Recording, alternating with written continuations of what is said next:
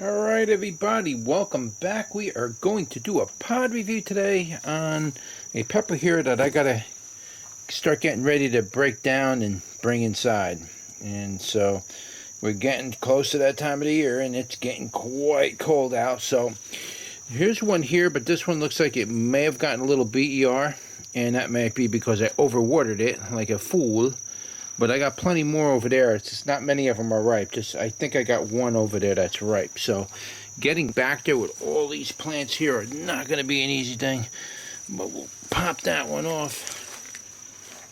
There we go. That's a good one. And what is this anyway? This is what is this one? This is PI 43941. Zero, I believe. That would be this one right here. That's the only name it goes by, so I don't know anything else about it other than I do believe that it is a baccatum and not an annuum or a chancey. I do believe this is a baccatum. You can kind of tell because of that lovely stem. So I do believe it's a baccatum. Alright, so let's give you a better look at this in the light. And we'll turn you around and give that bad boy a go. Now, bacatums in general are not normally as hot as chanceys or even annuums. So they're more of a warm glowing burn, so I'm not too worried about getting fried early in the morning and getting a gut cramp. I'm trying to get you. It's hard for me to see on the camera to tell what is actually good or not. My camera, the screen that you watch, they put a coating on it. I guess it's an anti-glare coating.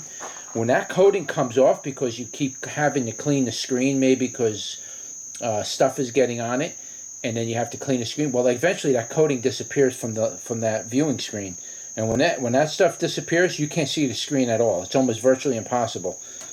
So that's why I'm having a hard time trying to give you good lighting. I'm assuming this is good. Usually it looks like, when I'm in the editor, it usually looks like everything comes out good, but I just can't see it on my end, so it's... Alright, so that's it, and let's turn you around and give that a go. Alright, welcome back everybody. Here we are. We are doing another pod review today. I gotta move in a better light here. And we're gonna do a review on the PI 439410. I'm not 100% sure what that number is. I don't want to look it up again. But I will put the correct number and everything inside the title and description and everything. It's just I don't want to bend down there and have to dig that thing out again. But here it is. And I do believe it's a baccatum.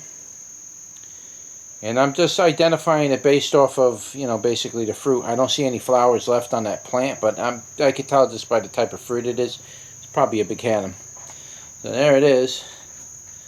That is it. You can see I got my winter cap on because it's getting cold out, guys. Seriously. So that is it in a nutshell. So without any further ado, let's give it a go.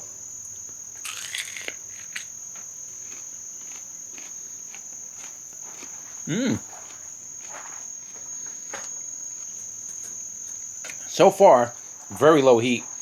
It is kind of a baccatum flavor. Kind of strange because it seems like it's a mix between a baccatum and an annuum. And go over the flavor straight out the gate. Okay, so the flavor straight out the gate on this one had sort of a apple-y type flavor. It tastes kind of like an apple a little bit, mixed with, the flavor of a pepper. So straight away, it tastes like that. And then it kind of had that bell pepperish type of flavor with undertones, actually, of a baccatum. So it kind of tastes a little like both. It's just the sweetness of it, and the flavor of the apple was very strong. It was actually stronger than the baccatum flavor itself, which should be your primary flavor, but the undertones are actually pretty prominent in this. I'll take another bite. Really low in baccatum flavor. Definitely low in baccatum flavor. But there is a little something there. It's mostly tastes like again, I'm just generally classifying the main flavor of the pepper. I'm not saying it tastes like bell pepper. I'm saying the flavor has to fall into like a major category somewhere. And where are we going with it in the direction of flavor, especially for people who like to cook? This is kind of going into the direction of a sweet bell pepper type flavor. Kind of going in that direction. But it has overtones and undertones that are very unique to itself. It's not exactly bell pepper flavor, but it is falling into that line of flavor. Yes, it does have that appley type flavor. And yes, it does have a very slight baccatum flavor. As far as heat goes, let me try to see if I could get some more heat off of this thing. It's not really hot at all. Well, as far as the heat goes, it's relatively very, very low heat. Now, can I say that for every single pepper? Can the pepper heat range on these peppers? They could. It's definitely exhibiting a little tiny bit of heat. Very, very low. Probably lower than a pepperoncini. Very low pepper heat. I mean, pepperoncinis are considered to be some of the lowest heat peppers there are. This is kind of getting lower than that, but there is something there. I'm feeling a little bit on my lip here. Very specific to it, right on that part of my lip. Maybe because of the way I was biting it, touching the seeds. Just put the seeds on my lip, see if there's any capsaicin coming off the seeds have most of I can feel it now. The seeds have most of the capsaicin on it. But again, it's really, really low. It's just a slight tingle on the tongue. Eating the whole flesh part of it was almost considered completely sweet. The heat is basically just on the seeds and maybe the placenta. Other than that, it's a very, very low heat. If I was to give it a number, 25 on the Scoville, I mean, it's ridiculous. I mean, it's only because I stuck my tongue directly on those seeds is where I'm really picking up a little tiny bit of heat. But it's so low. It's actually weird, like a weird kind of a buzzing feeling. But it's a nice pepper. I mean, I don't really know anything about it. I don't know if it has a name to it, or I just know it as what you see it. What is that? PI 439410, I think it is. And that's it. That's all I know it by. But it's a nice little pepper. And what I'll do is whatever information I do get on the pepper itself, if I can scrub the internet for it and find anything, I'll just put whatever information I can find in the description below. I'll also put it on the website, but keep in mind, if I do any changes to the description, like I want to update the description, I usually just do it on the website. So if you're somebody watching this video a year from now, and you're looking at it, you're like, oh, well, there's not enough information, always check the website to see if I updated that info, because that's where I'm going to make the changes. I don't always do it in the videos. All right, so double check over there. Also keep in mind that I will offer seeds to this variety, and I'm going to leave a link in the description below, which will take you over to the web page where you can actually buy the seeds. Now, also, a lot of people comment and contact me saying, your link's not working, your link's not working. It takes time to build a web page, guys. I don't like build a web page in an hour and I'm done. It takes several hours. I got to put together the videos, I got to put together images, I got to structure a page, I got to do coding.